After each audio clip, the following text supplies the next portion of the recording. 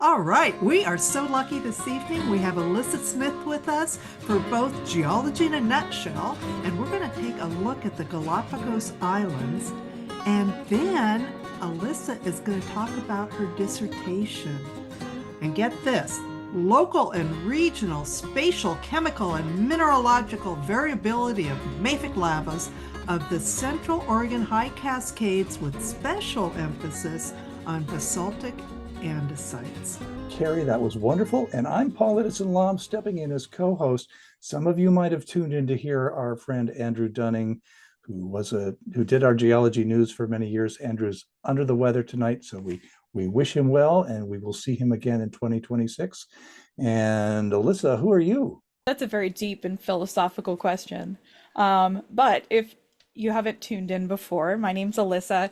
I'm currently about to start my fifth year of my PhD at Portland State, and I've been doing this geology hour thing for, I don't know, a year or so.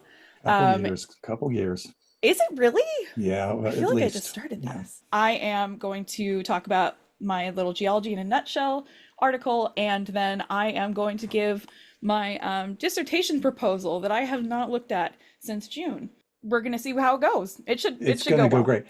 I've seen this presentation before, and it's really excellent. And Alyssa, thank you for, Alyssa is basically the understudy here who is called in at the last minute to do a costume change and decide whether she's going to do that Pacina aria that she knows she can nail, or whether she's going to do the jazz fusions, Brextima improvisation. So I think she's going with the Puccini opera here, and she's an opera singer herself. So take it away, Alyssa. I'm more of a Verdi girl at heart, but that's All okay. right, all right. So this is my geology in a nutshell. The article I pulled is from the GSA Today for September 2025, and a lovely cover here. But specifically, I'm looking in at this article, which is focused on the Galapagos Islands and scientific insights from the core mantle boundary to the atmosphere. So we're going to cover some of those. So first off, the Galapagos is a place that we think about as kind of almost like the birthplace of evolution. It's not that that's where evolution started. It's just where we started to understand it. By we, I mean Charles Darwin. And this is a place that there's really unique biodiversity. And it kind of led to the Galapagos being the first UNESCO World Heritage Site designated in 1978. And one of the things that there's kind of a number of categories that go into this designation, but one of the things is an outstanding universal value. And that is definitely the case in the Galapagos Islands, especially in ecological and biological processes. But one of the things that is sometimes overlooked is the geologic significance. So what this article looks at is the less celebrated but still tremendously important scientific insights from the Galapagos, ranging from the core mantle boundary transition to the atmosphere, and really demonstrating its extraordinary biological and geological heritage. So I'm focusing today on the geological eccentricities. That is why we're interested in it in our geology talk today. So starting off, here is a map of the world and the tectonic plates. But we're going to zoom in right about here into the Galapagos. So first off, I desaturated the color on this so the words would pop out a little bit better. So if you're like, don't adjust your screen, was on purpose. So here we've got the Cocos plate, and the Cocos plate is kind of moving at like a northeast sort of trajectory, as shown by that light purple arrow. And then we've got the Nazca plate, which is moving kind of southeast. So this is also subducting below South America, and that's what we can think of as kind of triggering the Andes Mountains. But we're not talking about that. We're talking about the Galapagos. So over near the Galapagos, we've actually got a divergent plate boundary. So if you've taken an early geology class or maybe just listened closely enough, you'll know that's kind of where we've got two plates pulling apart. And there's also some sort of like transform boundaries kind of along the way. So you'll see that in a second.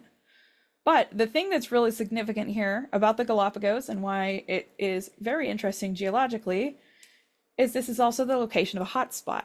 So that's something that kind of is very intriguing on its own right. So this is the image that I took from the Wikimedia Commons that the article took it from. So I could take off some of the fonts and stuff that was kind of cluttering things up. But this is the same area. We've got the Galapagos Islands, we've got the Cocos Plate and the Nazca Plate, and then that bit of the Galapagos Spreading Center. So that's that divergent boundary, and then a transform fault off to the northwest there that kind of would connect it to the overall like plate boundary here. Here's the location of the hotspot. And so that's about 200 kilometers down. And so if you remember, the Nazca Plate motion is from the northwest to the southeast. And so the propagation of volcanism will kind of go reverse of that. So the oldest islands are going to be those far away from the hotspot at present, and the younger ones are going to be closer to the hotspot because that shows that plate motion. And one of the places that the article focuses in on is this Sierra Negra volcano, and that's just over the present day location of the hotspot. So one of the things this article does is it talks about the Galapagos in relation to Hawaii. So Hawaii and the Galapagos are very similar in the sense that they are chains of islands that are over and kind of extend away from a hotspot. So that's awesome, but it's kind of a misnomer or misunderstanding that they're like similar in other ways. So there's significant differences, especially in like the architecture and the behavior of individual volcanoes that are in this archipelago, and also to the archipelago wide of evolution. So these distinctions are really important and kind of show how hotspot producing mantle plumes can interact with tectonic plates, specifically in the Galapagos. So let's get into the Sierra Negra and compare that to Kilauea. So that's something that if you've been attending our geology hour things for the past few years, apparently that I've been doing this, we've talked about Kilauea several times because Kilauea is always doing something. It's very active and it's very well studied, and that is something that's to our advantage. So Sierra Negra is a large shield volcano that's on the island of Isabela in the Galapagos. And that island is actually made up of, I believe, 6 overlapping shield volcanoes. So that's not too different in that regard to the big island of Hawaii. But Kilauea is more of what we'd think of as like an archetypal shield volcano. And Sierra Negra is a little bit different. So let's take a little bit of a look. I bet actually if you just saw this view, you might think that it's Kilauea, like if you're kind of squinting and don't remember exactly, but they both got these kind of calderas, but there's some important differences. What accounts for the zigzag that we're seeing in the foreground there? The zigzag. Oh goodness, So- I'm not exactly sure on that one. It could just be kind of the angle because I've got the volcano on a different slide, so I can pull that up. I think it's mostly just the angle, and let me show you why. So Kilauea, one of the big differences between Kilauea and Sierra Negra is that Kilauea has a prominent rift zone that extends out from the caldera. So there is the East Rift Zone, which is where a lot of the most recent activity has been that we've seen in the past few years. And then there's the Southwest Rift Zone, which I don't remember the last time there's activity out there, but I know that there has been not too long ago. The difference with Sierra Negra, and I think that it's probably just the picture orientation that you were seeing, Paul, is that instead of having like these prominent rift zones, like in like strong lineated directions, essentially they extend outways and radially, which is just different from Kilauea and other shield volcanoes. It's not completely unheard of for volcanoes. I tried to highlight some of the fissures here in red. Maybe that worked, but essentially the big difference is kind of the directionality. And one of the things also that is going on here at Sierra Negra is that there is resurgence in the caldera between eruptions. That is very interesting for a basaltic shield volcano. In Kilauea, it tends to have these eruptions that will pump out a bunch of lava, and then there will be subsidence. All right, so it will subside, it will kind of like depress further. But at Sierra Negra, it is often the case that you see resurgence, and so expansion, inflation between eruptions, and that's something that we would usually expect to see in like more silicic volcanoes, not in the more mafic, more basaltic volcanoes. So it's a really interesting thing, and I'll kind of touch on that in a second. So there are also some really important geochemical differences between Hawaii and the Galapagos. You know, it wouldn't be me if I didn't bring in geochemistry. For Hawaiian volcanoes, there's a very regular pattern of how these volcanoes establish. So it tends to start with an alkalic pre-shield phase. What that means is you're going to have higher concentrations of things like potassium and silica. Then you're going to have a tholeiitic shield phase, which you're going to have lower concentrations of the same elements. Then you'll bounce back up and you'll have an alkalic post-shield phase. And then the volcanoes tend to be dormant for a while, up to 2.5 million years, and then they'll have a rejuvenated phase, which they didn't say if that's more alkalic or tholeiitic, but I'm guessing with the trend there, it's probably the tholeiitic phase, just because the last one's alkalic. So the main thing you want to... What are the periods of those phases, and how often does it change from one phase to another? I think that it's more related to it's a little bit more, I think, geomorphic than that, in the sense that not like rivers and floods and stuff, but I mean like the morphology of the cone itself. I don't know the duration as much, but it tends to be kind of a regular pattern. So once you've built up the shield, that's when you're going to be in the more tholeiitic phase, versus everything before that, before you've built up that shield volcano, is going to be the more alkalic phase. I can bring that back and explain it more in 1 second. You're like ahead of the game, and I love that. So Galapagos volcanoes, the thing that's different about them is that they just start with this tholeiitic shield phase, and then that's kind of it. So there's a really important reason for that, and it's going to have to be in how the volcanoes themselves are established. But first, I want to say, okay, tholeiitic versus alkaline, what does that mean? I said mostly, you know, silica content is one of the things. It's really more sodium and potassium, but tholeiitic basalts are ones that we think of as less evolved. And what evolved means is like changed from when you have this initial mantle melt, right? These tend to have lower concentrations of alkalis. So sodium and potassium are the alkali elements we think of in volcanoes. There's more alkali metals, but in this case, those two. Tholeiitic basalts are going to be most common at mid-ocean ridges, and it's going to be the result of decompression of the upper mantle. Now you compare that to alkaline basalts, we think of these as being more evolved, so they're going to be more changed from that mantle composition. And these types of lavas are common in continental rifts and ocean islands. So this brings us back to why. And this is going to kind of tie into Paul's question about, okay, well, how long are these stages? So when you have, the one thing that's different about Hawaii and the Galapagos, like spatially, that's really important, is that Hawaii is in the middle of the Pacific plate, whereas the Galapagos Islands are right on the edge of between the Cocos plate and the Nazca plate, and they're right next to a spreading center. And so what happens is you have a much thinner crust, or thinner lithosphere. It's not just the crust, it's a lithosphere too. You have a much thinner lithosphere in the Galapagos than you do in Hawaii. And essentially, when you have that really thin lithosphere, you're going to have less magma evolution. There's less space, so there's less chance that you're going to change the composition. You're also going to have a really weak ambient regional stress, and that's what's going to lead to that radial fracturing that we said we saw at Sierra Negra. And then also, those early volcanoes are not able to develop a really well-established plumbing system that you would need for like having a significant caldera or having significant geochemical evolution.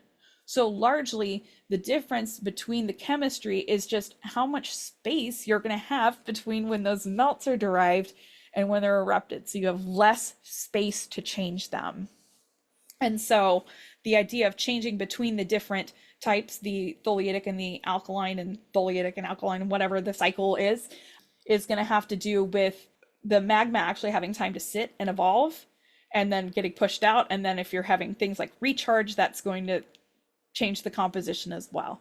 So less space here for less evolution. There's also a really cool thing here in these two kind of settings is the relationship with what's called the Pacific Large Low Shear Velocity Province. So LLSVP, which is almost as hard to say as the entire name. But this image here, sorry, it's gonna keep spinning, so just don't look at it if it's gonna make you motion sick. But they're both at the edges of this low province velocity, or low velocity province. So this is essentially these blobby regions that are above the core mantle boundary. And this is important because the chemical composition of that LLSVP is distinct from the surrounding mantle. And this is really important for understanding plume dynamics, because a lot of hotspots tend to, or like most hotspots on Earth, tend to cluster around the edges of those LLSVP boundaries. So you see there's the Pacific one, and then I want to say the Atlantic one, but I didn't look into the name of that one. So let's get away from that spinning thing here. The thing that is interesting in these kinds of situations is that, like I said, the LLSVP material is different than the stuff that surrounds it. And so they would expect kind of different chemical trends, depending on if you have more of one component or another. It's like if you had a swirled ice cream. If you had a way to make it so you have more chocolate than vanilla, that's how you'd be able to tell chemically, or kind of the same idea, not between ice creams. But what they'd seen in Hawaii is that they have a more enriched area, and then they have a more less enriched area. And originally they did not see that in the Galapagos, but recently they noticed that they did have these chemical differences. So let me show. So here's the same diagram again with the line here to separate between volcanoes.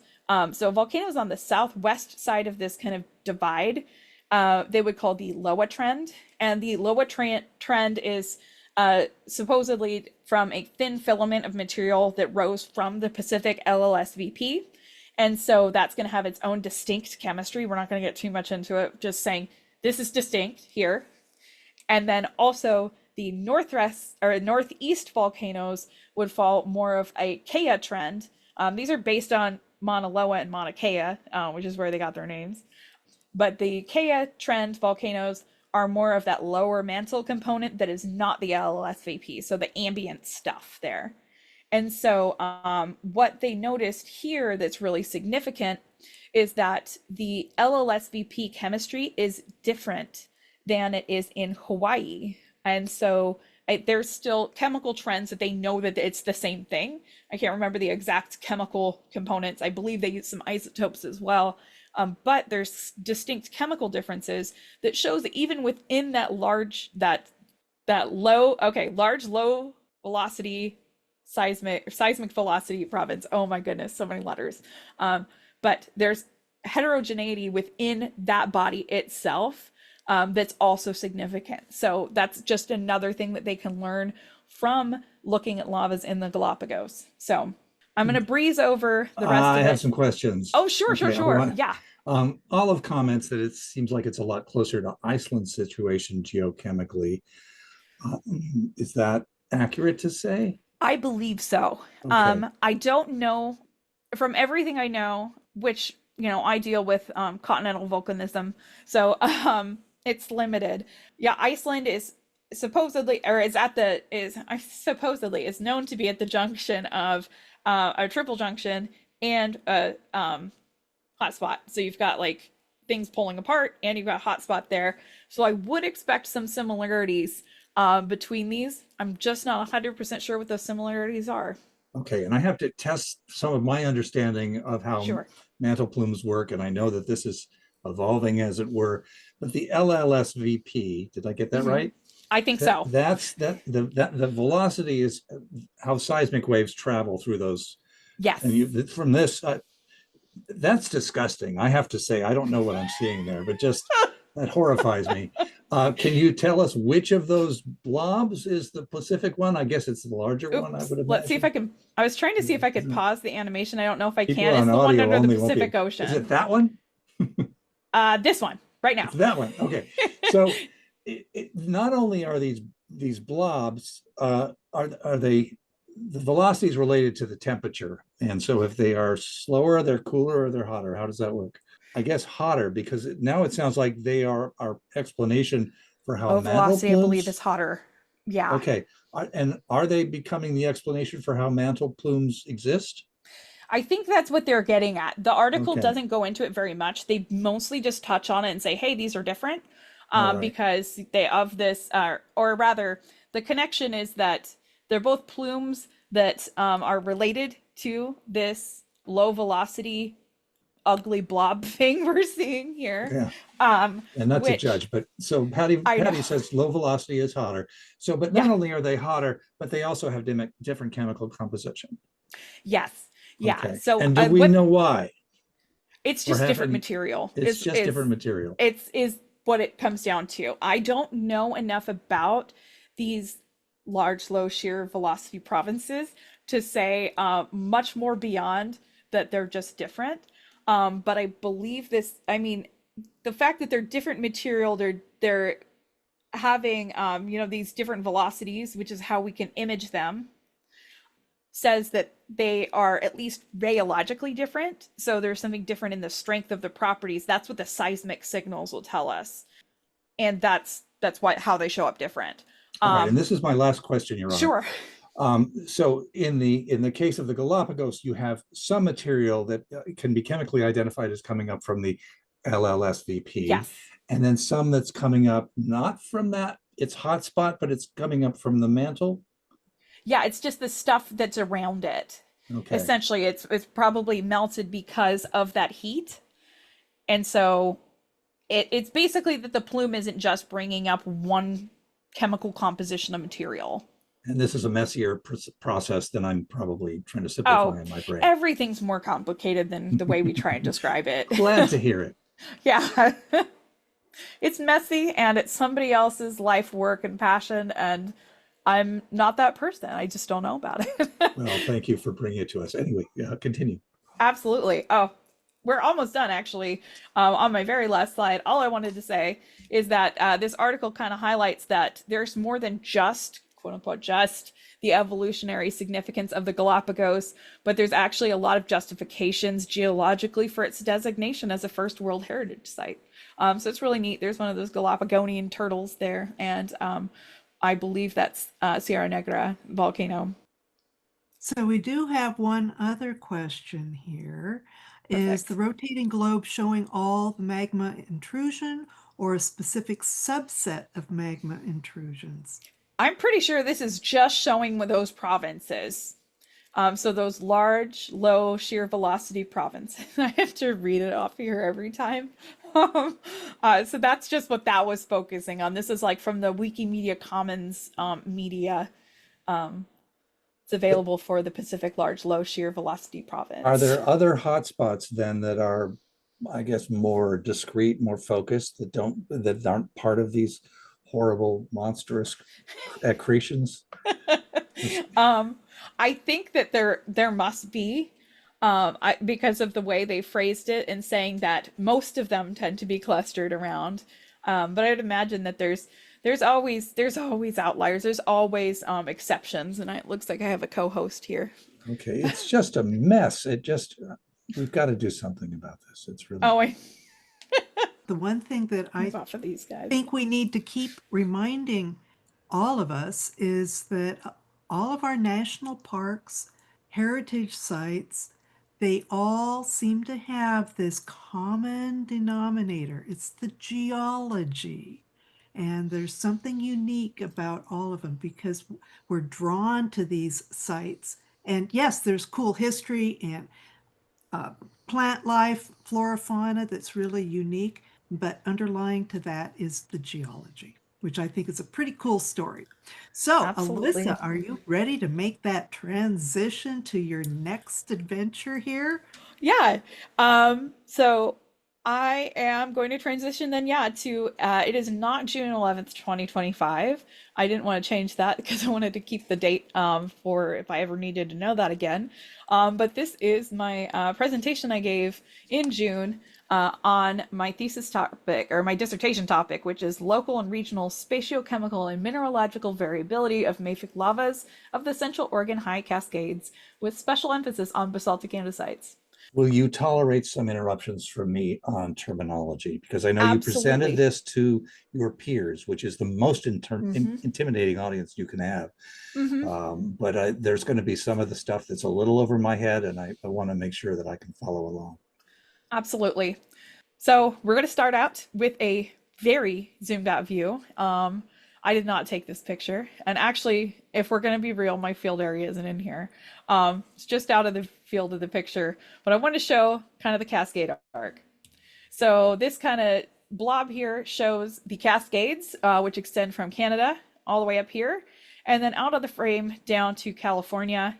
And then in between, we've got Washington and Oregon. This is a lot of the times attributed to the subduction of the Juan de Fuca plate, but it's actually a little bit more complex of a story.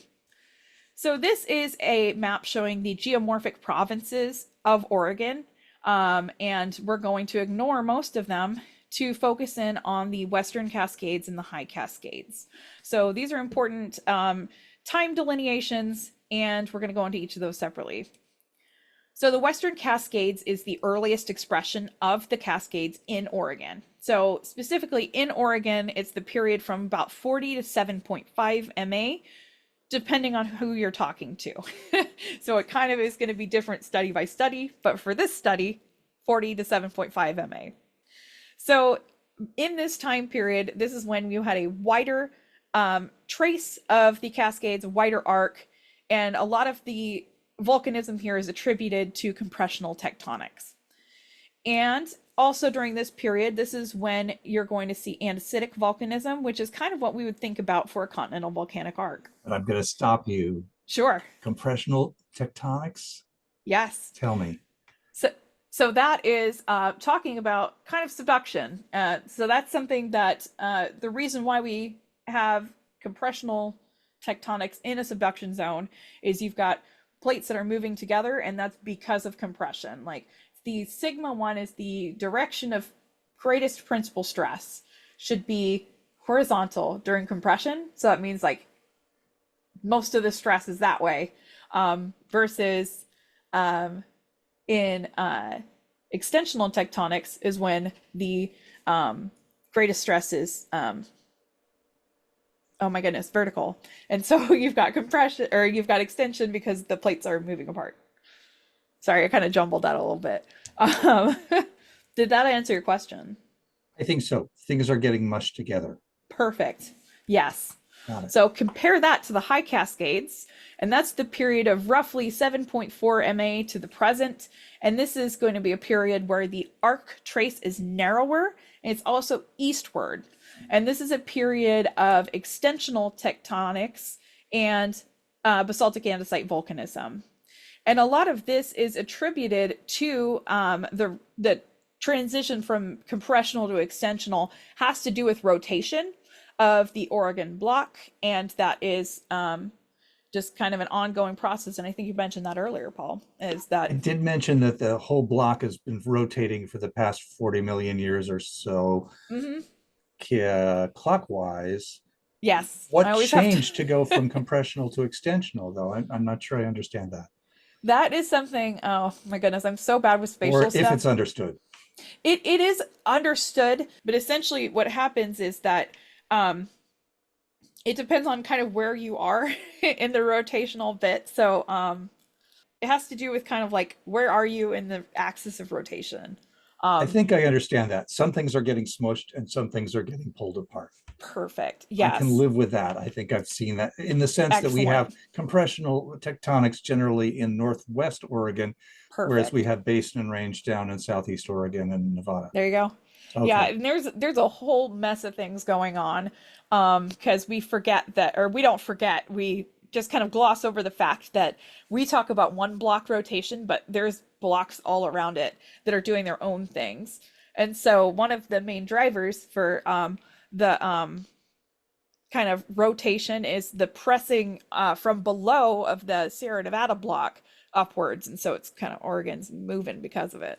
But yeah, we can actually see that transition in the volcanism. So that shift from andesite volcanism to basaltic andesite volcanism is one of the hallmarks telling us, hey, we've gone from this compressional phase into extension. So previous workers, people before me, have gone to classify primitive mafic lavas, or kind of break out what different types we've got. And I'm going to go over that type, what that means in a second. But essentially, they've come up with 5+ different mafic lava types based on major and trace element concentrations. And the diversity in these tends to be a function of volcanic production rates, depth and degree of partial melt, and then the mantle source composition. And a lot of times that means whether it's been metasomatized, aka altered by subduction fluids, or not. So of those, we have two main groups. The interplate type, this is going to have, and there will be a test on this after. These are going to have low ratios of things like barium and to niobium. Those would be large ion lithophile elements that are mobile in fluids versus high field strength elements like niobium or titanium that are not fluid mobile. And those are going to be the low potassium tholiites, which are like mid-ocean ridge basalt, and ocean island basalts, or OIB-like, which are like ocean island basalts. And what that means is these are decompression melts with little slab contribution. That's our main thing to know. And then the calcalcalic group is going to have high ratios of large ion lithophile elements to high field strength elements. We're going to have a few different lava types, calcalcaline basalts. Those are things that we would expect in continental volcanic arcs, as well as shoshonites and absarochites and basaltic andesites. So these are kind of grouped in here.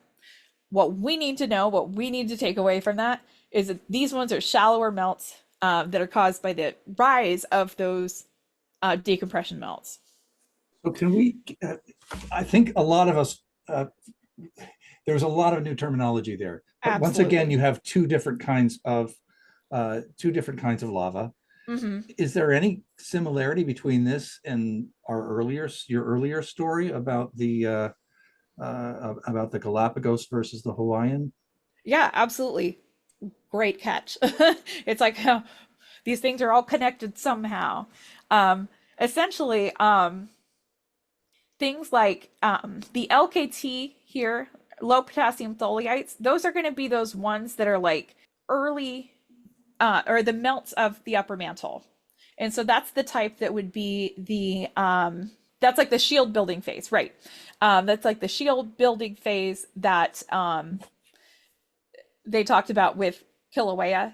So it's like stuff that's the upper mantle, stuff that's like, I think you have to have a pretty high flux to do that. A lot of stuff pushed out, versus the OAB like is going to be more like the ones that like sat around and were enriched.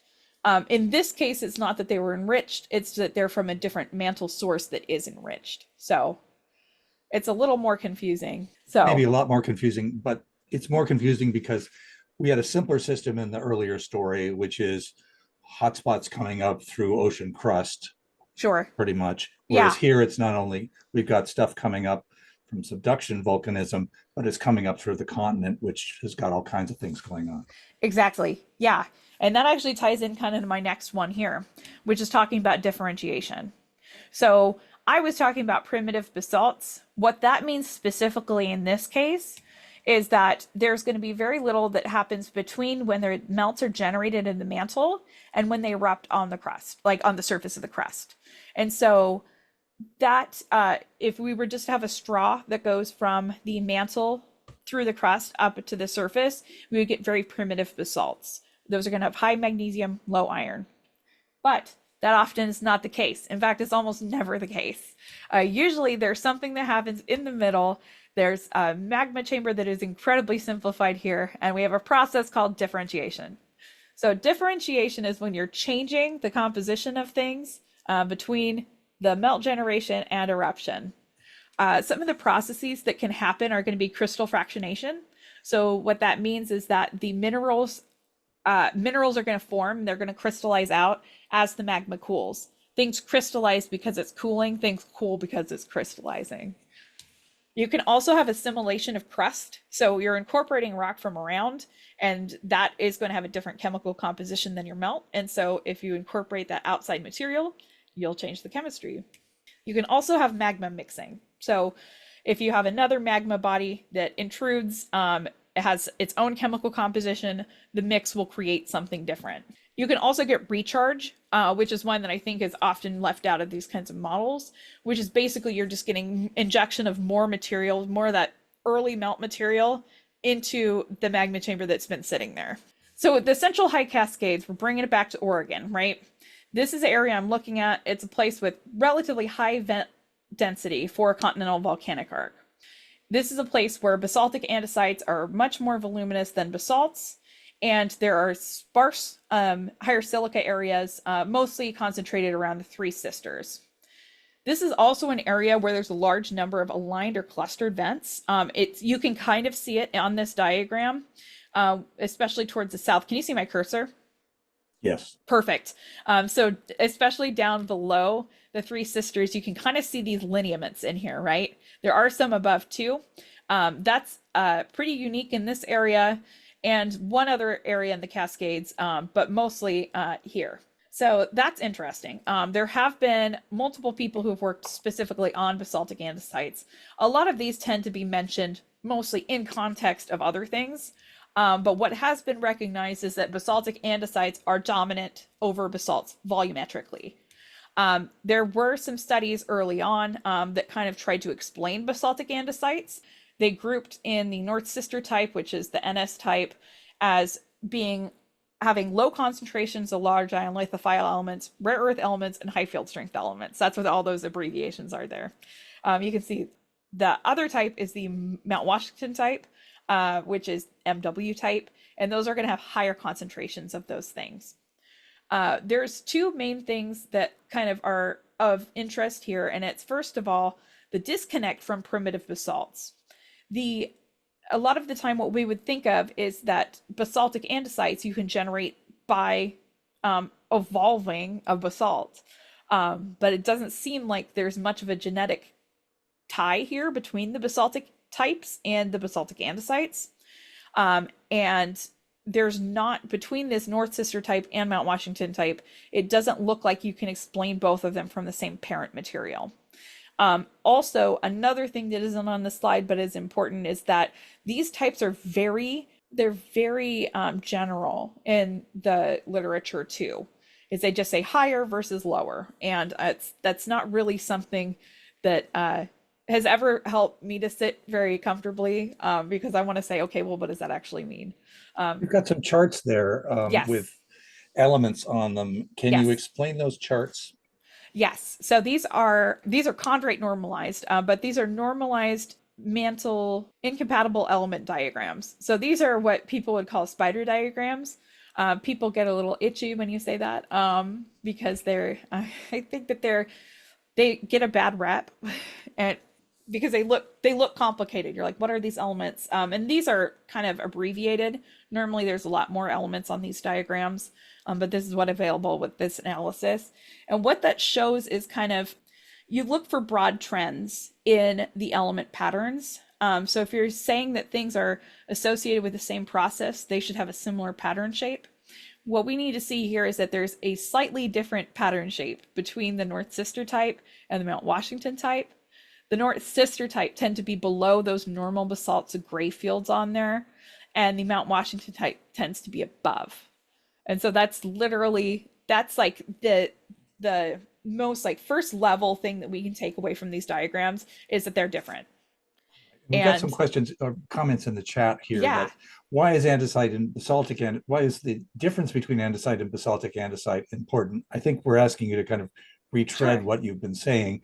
And someone says, aren't andesites more granitic? You can kind of tackle that as you will. Sure. The interesting thing, or the important thing with basalts versus basaltic andesites versus andesites is there is like the first thing that's different between them is they have a different silica content.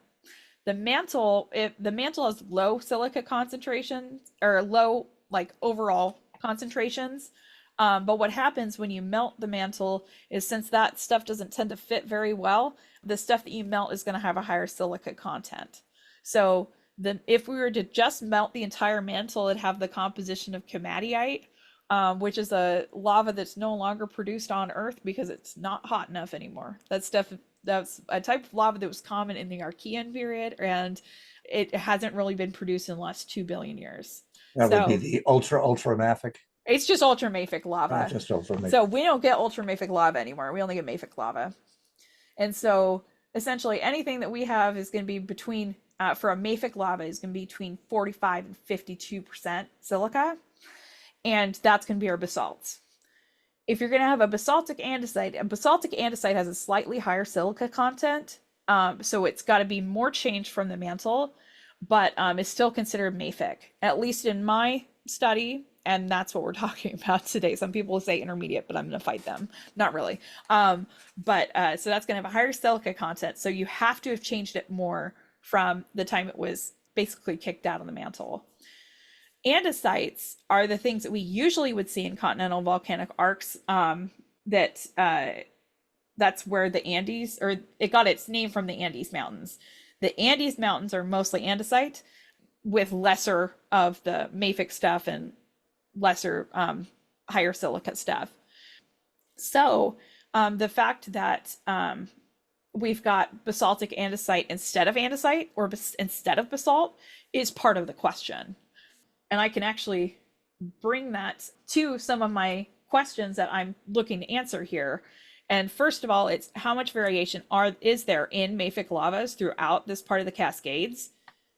Then the one that I was just leading to, how are basaltic andesites generated here and why are they so abundant, especially over basalt or andesite, which is what we'd expect in continental volcanic arcs. And then also, what do minerals in basaltic andesites in the central high Cascades tell us about their pre-eruptive conditions? The first chapter of my work is going to be looking at the spatiochemical distribution of mafic lavas in Central Oregon high Cascades. So looking at a regional scale and a localized scale.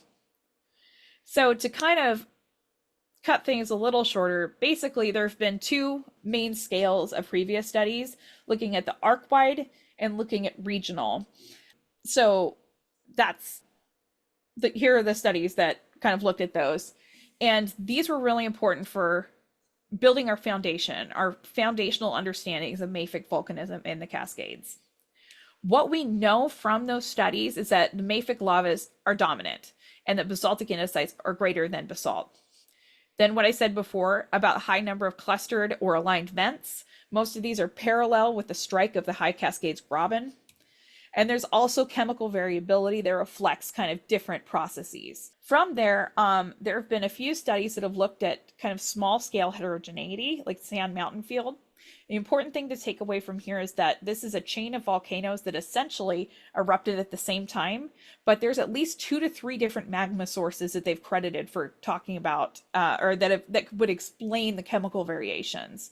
So this chemical diagram is just to show there is variability. But that isn't the only place. What they've found is that there's at least 2 other areas that also have this very small scale heterogeneity. So there's the Wuxi volcanic chain and the Poison Lake chain, which is in northern California, the southern part of the Cascades. So with that knowledge, what I've been looking at is making a detailed narrative of mafic volcanism in this area. So looking at the distribution and compositional variability, looking for regional and localized trends, and then increasing the number of vents with chemical analyses. And then with this, I'm looking to produce a new compilation of geochemical data from mafic lavas in the Central High Cascades. So one of the parts I want to talk about that's really important, I think, for people who are in GSOC to know is the process. And a lot of that has been compiling data, but the other part of that has been increasing the number of vents that have been sampled. So I've used like Dogami data to help me figure out where different volcanic edifices, just like the actual volcanoes themselves rather than flows that we don't know where they came from, figuring out where to take samples, and then going out in the field and collecting data. So this says 3 summers of field work. I've actually done 4 now. I did this before I did my field work, but this has been giving me the chance to take 13 different Portland State students out into the field and get field experience, which has just brought me a lot of joy too. Getting to know so many cool people and has led to employment for several of them, which is cool. I've also been working on a citizen science campaign where I've had people going out and taking samples for me, which is great because I am only one person and I can only go to apparently about 140 of the different locations, and there's more of them out there. So yeah, I've got a lot of new data. Here is kind of the process. Looks like going out and actually taking the data, taking the samples, being at the most beautiful places on the planet as far as I'm concerned, taking them, subjecting them to torturous process for rock, with melting them, making glass, and then out of there we get bulk rock geochemistry, so major and trace elements, and eventually I'll get isotopic data. And so I'm going to kind of jump over most of it. But essentially what I found so far is it does seem like there is some variation in other areas. So what they saw at the Sand Mountain, what they saw at Wooksy and the Poison Lake chain does seem like it's happening pretty regularly through this area. There is some variability. There's some important chemical differences I need to explain, but I'll explain them a different day. So Of just those knowing processes that you described earlier, that where things can happen to the magma as it ascends through the continent, that include recharge and crystallization and yes. the continent getting mixed in with the basalt that's coming up. Do any of this, does this suggest any one of those processes or a mixture of those processes? I think what's important that it shows is that you do have, it isn't just a regional thing where you'll have, oh, well, I don't know, we'll say like in the area around Sisters is where we've got mostly mixing going on versus, you know, further south is more crystallization or something. What we're seeing here and what's the important part is that you can have variations on a very fine scale within like a few volcanoes that are erupted around the same time. And so it's showing what I've been able to see so far is that we see a lot of variation on a very small scale. So it's looking, I think that actually the harder part is going to be picking out the more regional patterns, which is my job in the next like 8 months to figure that out. The more regional patterns, the larger scale patterns, or the Yeah, kind of okay. looking to see what can we say on a more like broad scale. North to south than the range, or east to Yeah, west, or or okay. across, or even east west, like Okay. within the arc trace. All right. Well, you've convinced me that the complexity, which I earlier prejudicially described as disgusting, is actually a kind of beauty. I think the disgusting part was the diagram and then the fact that it looked like clots or something. When things are that different on on a smaller scale, what do you think you're seeing? When there was a beautiful picture, or it was very colorful. I don't know if you found it beautiful. Maybe it's frustrating, but of how much variability there is just within a few volcanoes. What do you think is going on there? What's your suspicion? I think that I'll bring it back to the Sand Mountain because Yeah, that's that the one. one. I think this is a lovely diagram. I think it's Okay. so well done, and the scientists that work on these, I respect all of them. Very intelligent people. I think that what it tells us is going to show is that the mantle in this area is a mess. Is it's going to be very complicated. It's going to be a little bit of a headache. I'm glad that I get to do it. But it shows that yeah, there's a lot of variation just on a very small scale. And And the geographic regions there do correspond to clusters on your chart. So those are real distinctions. Something really different is happening in each one of those spaces. yeah, these are all there's what it shows is that there can be different processes happening in a very small area. So you can have some of these, I think it shows that, you know, the mantle in this area has been really heavily affected by volcanic processes over a long period of time. And that's led to a lot of just very small scale variations. To me, the summary is it's a very complex volcanic magma story, and we're only talking, what, the last 400,000 years for some of these volcanoes because they're very much baby volcanoes. So that says that we have a very active volcanic landscape. Exactly. So Alyssa, Yes.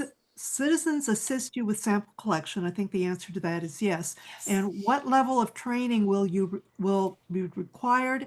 How difficult will the train be? And also, have you, in the last year, have you developed any training documentation for citizen volunteers? I do have a Google folder where I have locations, including of where people have taken samples and where samples are still unsampled. I'm gonna have to be updating actually that in the next few days because I did have one of our GSOC members go out and collect some samples for me. So I'm gonna meet up with her at the plan is to go to the show and tell thing, this upcoming one. I'm gonna get the samples from her, and then I'll bring my laptop, and then we can chat about it. We can use it as one of our show and tell things, and I can see, okay, well, based on where you collected this, what is it? So we'll get to do some of that like in action. If any of y'all can go on, it's Saturday, right?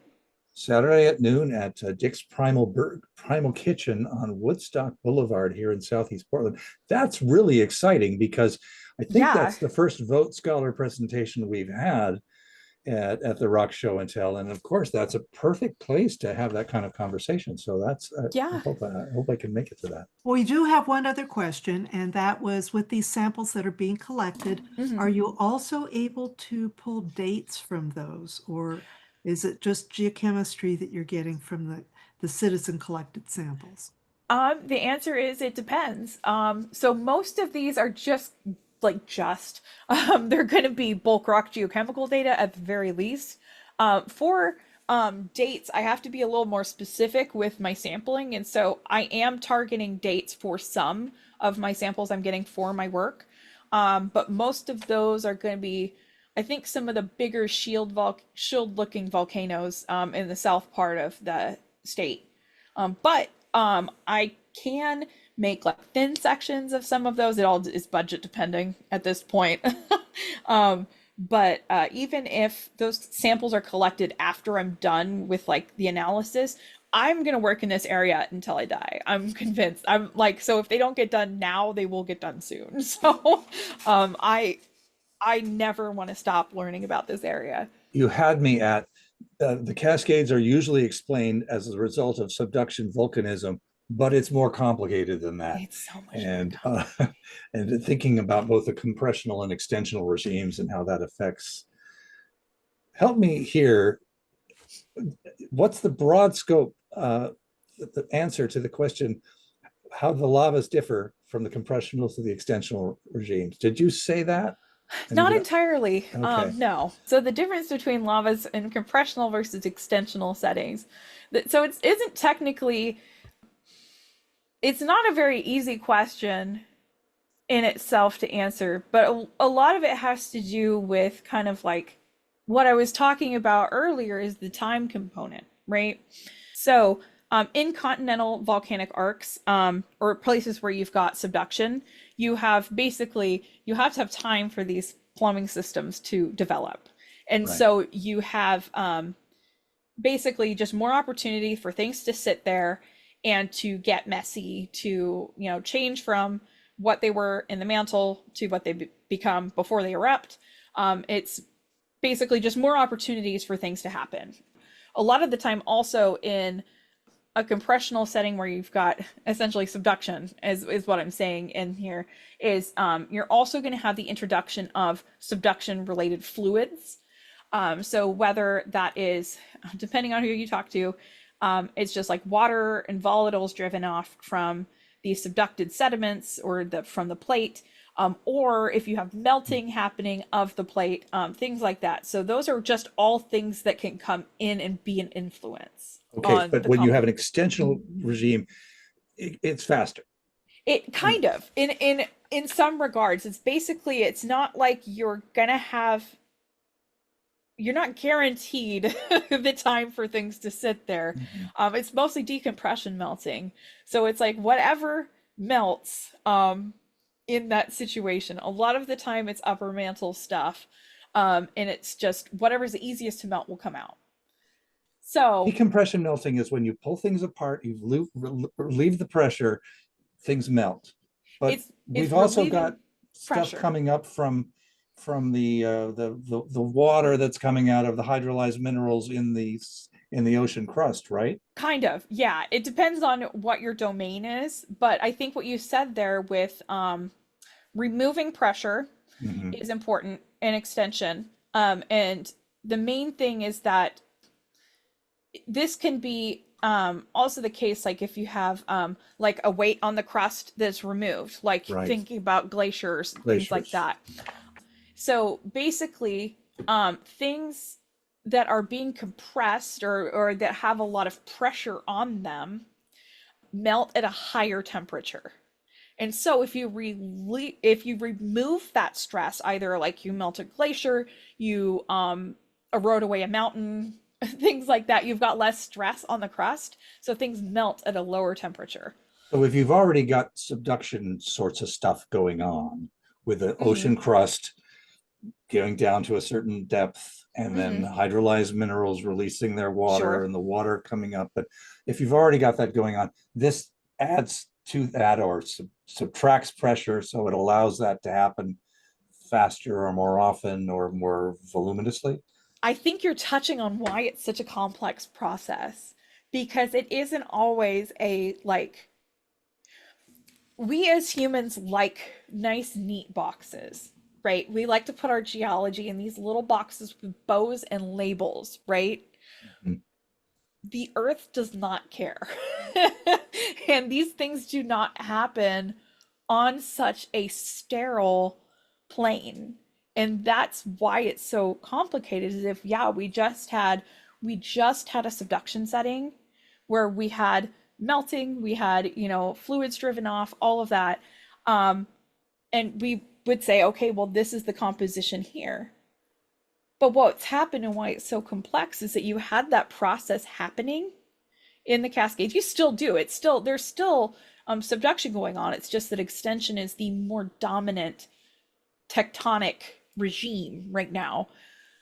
But the stuff that it's bringing up has previously, like the mantle has previously been altered by subduction. And so you can have lavas that you in some regards would say this looks like subduction related, this is a compressional regime, whatever.